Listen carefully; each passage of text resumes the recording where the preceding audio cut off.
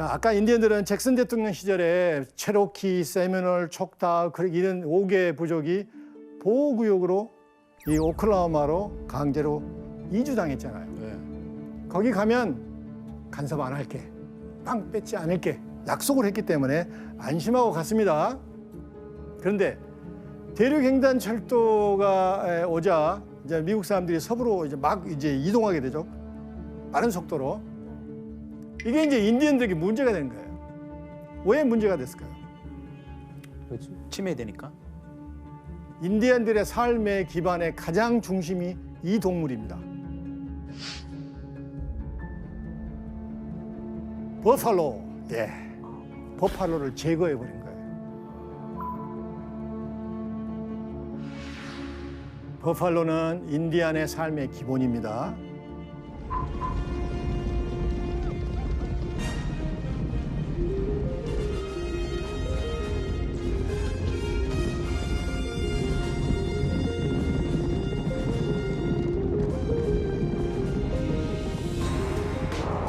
버팔로가 없어지면 인디안도 살기 어려워요. 여기서 정신 문제가 나갑니다. 사냥꾼들은 수천 마리의 버팔로를 손쉽게 죽이기 위해 새로운 사냥법을 고안해내는데요. 어떤 방법이었을까요? 사냥법. 대부분 총으로 죽였는데. 크리스 씨. 버플로 힘은 세지만 헤엄칠 줄 몰라요. 그래서 다 몰아서 강이나 뭐 민물, 호수나 이런 데 빠지게 했어요. 퀴즈가 어려웠나 봐요. 크리스 씨 오답입니다. 예, 한번 찍어봤어요. 예. 모르겠네. 힌트를 드릴까요? 네. 대륙 횡단 철도잖아요. 네. 철도를 지으려면 뭘 깔아야 되잖아요. 철로. 솔. 이 버팔로가 때를 지어서 오잖아요. 그럼 어떻게 죽여야 돼요? 기차로요? 설마. 기차로? 설마. 당연히 총으로나 화살로. 예, 바로 답이 거의 나왔습니다. 정답. 크리스 씨, 미국은 총이죠. 총. 총 네. 총으로 죽였습니다. 어떻게 죽여요? 잔인하게. 크리스탄 씨, 기차를 타면서. 알았다. 정답입니다. 아, 기차에서 쏜다고요? 기차를 타고 가면서 버팔로를 사냥하는 사람들을 총칭해서 버팔로 밀이라고 그래요.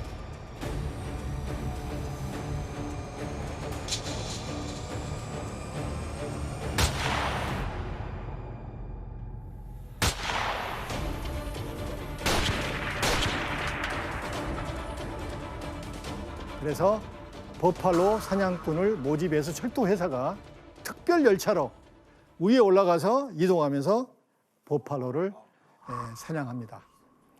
이런 사냥법으로 1865년 한 해에만 약 100만 마리의 버팔로가 죽습니다. 1872년에서 1874년까지 약 400만 마리 이상을 사냥했다고 기록되어 있습니다. 그럼 인디언들의 그런 거주지나 생활 기반이 다 무너졌을 거 아니에요? 그렇습니다. 버팔로가 없어지면 인디안도 사라져야 되는 거예요. 1890년대에는 이게 극에 달합니다. 뭐야? 설마. 뭐 같아요? 해골? 뭐예요? 사냥당한 버팔로의 두개골이 산처럼 쌓여 있던 것입니다. 우와. 왜 이렇게 많이 죽었다고요?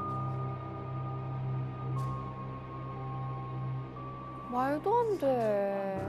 그런데 이제 버팔로가 없어지게 되자 인디안들은 절망했겠죠. 설상가상 생계를 이어받는 상황에서 또 한 번 살던 땅에서 쫓겨나게 됩니다. 만난데.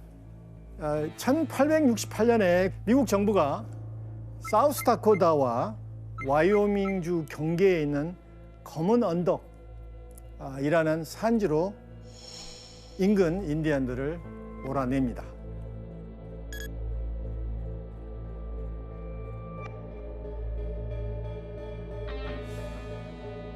그런데 채 6년도 되지 않아 인디안들은 또 위기를 맞게 됩니다. 또 쫓아요? 1874년 검은 언덕에 황금이 묻혀 있다는 소문이 돌기 시작합니다. 안 이놈의 돼. 황금이 문제입니다. 안 돼, 안 돼. 자, 소문을 듣고 총잡이들, 노다지꾼들, 어마어마한 사람들이 이제 몰려와서 인디안 땅을 무단으로 침입해서 마음대로 휩쓸고 다닙니다. 인디안들이 가만히 있었겠어요? 아니 지금 이래서 약속을 한 건데. 그렇죠. 그리고 정부에, 미국 연방 정부에 강력히 항의합니다. 그래서 미국 연방 정부는 애매한 상황에서 이제 인디언들과 광산권을 놓고 협상에 들어가요. 인디언이 받아주겠어요? 협상을 받아들이지 않습니다. 협상이 결렬됩니다. 미국 정부는 강경하게 나갑니다. 그래서 군대를 보내서 검은 언덕에 있던 수족 마을을 공격합니다.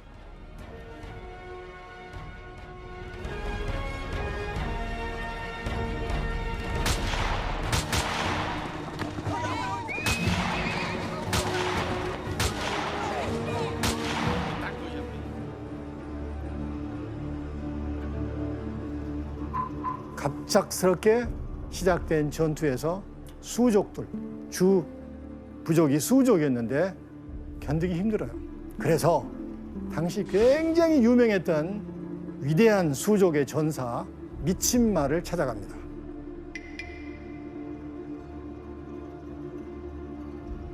미친말은 수족의 한 지파인 라코다 이 부족의 추장이었습니다. 한 번도 평생 미국 정부와 타협에 응하지 않았던 용맹한 전사였습니다. 그는 수족의 사연을 듣고 야, 이거 미국 정부 너무했다. 조약을 휴지 조각처럼 만든 이 미국 애들은 용서할 수 없다. 그리고 수족의 또 다른 굉장히 유명한 주장, 안진소. 주장 이름이 안진소입니다. 쓰림볼. 그래서 함께 이제 공동으로 미국과 전쟁하기로 결심합니다. 여기에 대적하는 미국의 사령관이 지휘자가 또 미국 내에서는 꽤 유명한 조지 암스트롱 커스터입니다. 남북전쟁의 사령관까지 지냈던 조지 커스터가 이제 미군 기병대를 지휘하는 이제 중령이었습니다. 그래서 인디언의 전사 미친말과 미국의 영웅 커스터 중령의 대결이 시작됩니다. 자, 커스터 중령은 자기 부대를 이끌고 검은 언덕에 파병을 합니다. 자, 미친말은 어떻게 준비했을까요? 이 백인 군인들을 막기 위해서 준비를 하는데 약 한 2,000명 정도. 그리고 결국 전설적인 전투가 시작됩니다.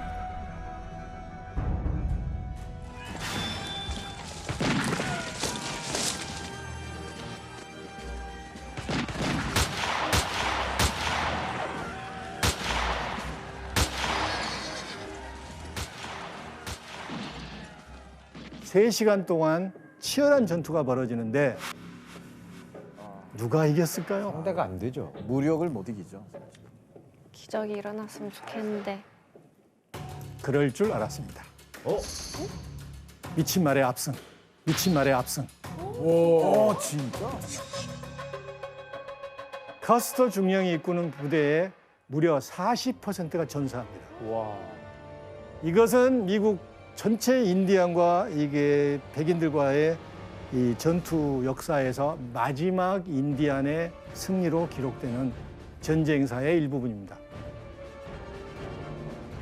자, 이겼지만 승리의 기쁨은 오래가지 못했겠죠. 왜냐하면 버팔로가 없어진 상황에서 인디안들은 배고파서 전투를 못해요. 굶주림에 지치게 됩니다. 한 부족 한 부족 항복을 할 수밖에 없습니다. 미친 말도 결국 동료들과 항복을 합니다. 안타깝게도 호송 과정에서 미군이 단검으로 찔러서 미친 말을 죽여버립니다. 왜 그래? 결국 구심점을 잃은 인디언들은 이전보다 더 열악한 땅인 늪지대와 메마른 지역으로 쫓겨나게 됩니다. 그리고 이주를 거부하면 죽음을 맞았습니다. 고난이 끝나질 않아요. 예. 그래서 자유로운 세상 그리고 보팔로가 초원에 다시 돌아올 거라는 믿음을 가지고 이것을 합니다.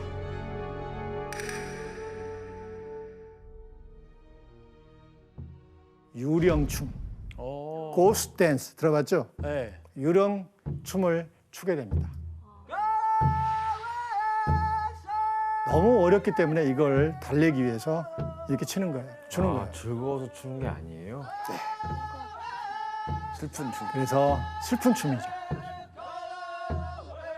신앙 의식처럼 이 수족과 그 일부의 평원의 인디언들에게 급속도로 확산이 됩니다.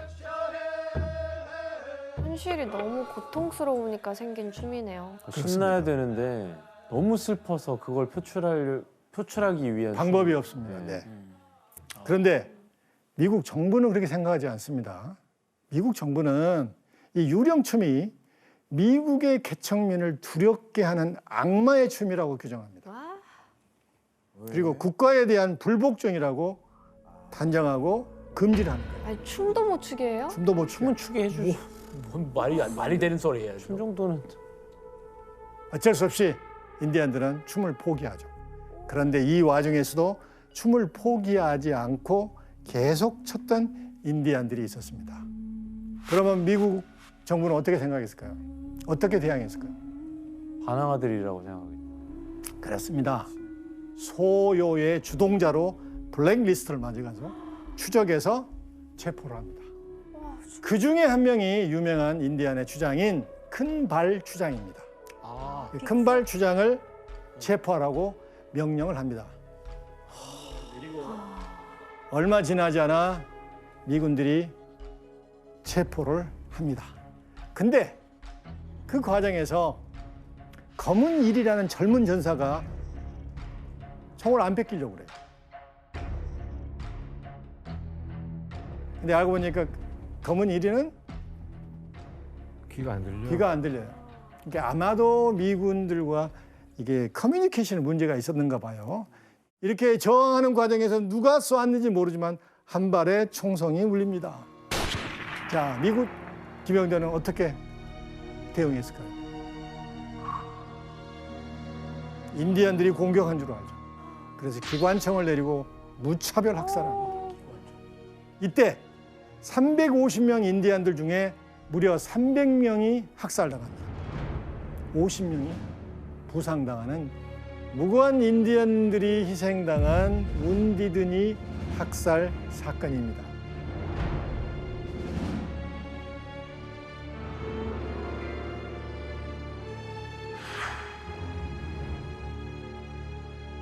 미군들은 시체뿐만 아니라 총상을 당한 또 혹은 부상당한 사람을 방치하고 떠나버립니다.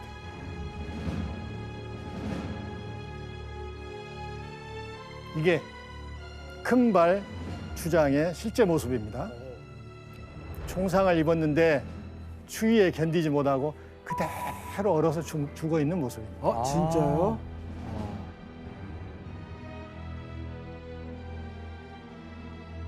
너무 불쌍하다. 크리스 씨 지금도 미국에 인디언들이 남아 있어요?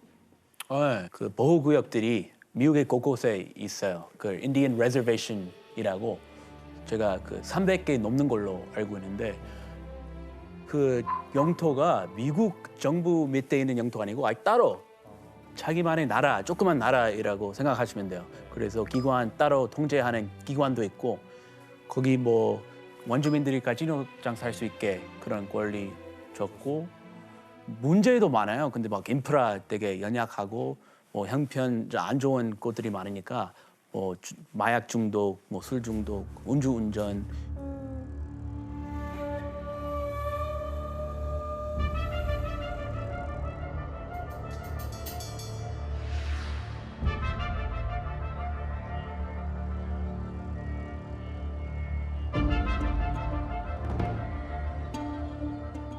이처럼 미국의 서부 팽창을 생각할 때 인디안의 희생을 잊어서는 안 됩니다.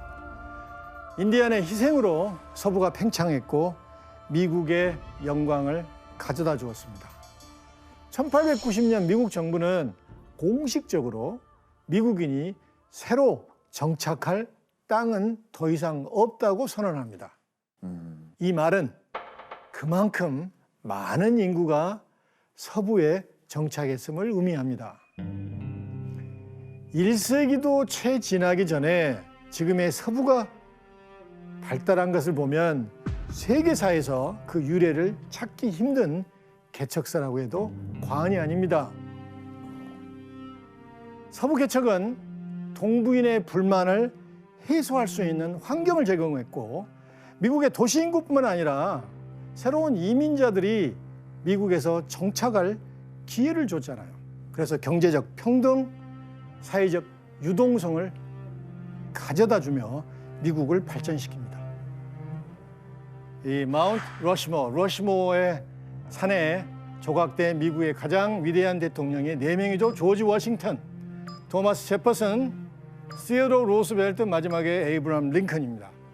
미국이 존경하는 4명의 대통령들이죠. 이 4명이 이게 선택될 수 있는 업적 중에 가장 중요한 것 중에 하나가 서부 개척이에요.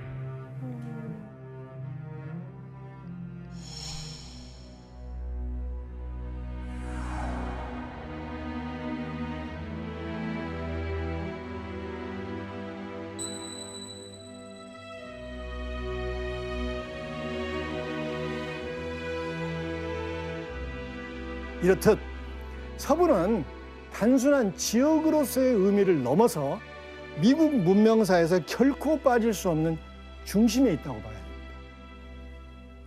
서부 팽창사는 분명 인디언의 피와 눈물에 대한 반성과 책임을 남깁니다. 미국의 역사는 항상 새로운 프론티어를 찾는 역사라고 해도 과장이 아닙니다. 긍정적이든 부정적이든 지금의 미국은 이런 프론티어 정신으로 세워졌다는 생각을 해야 됩니다. 지난번에 제가 미국 독립사를 얘기할 때 미국의 역사는 자부심과 오만 사이에 아슬아슬한 이중주라는 얘기를 했죠. 미국의 서부 개척사도 이 이중주가 여실히 드러난 역사의 한순간입니다.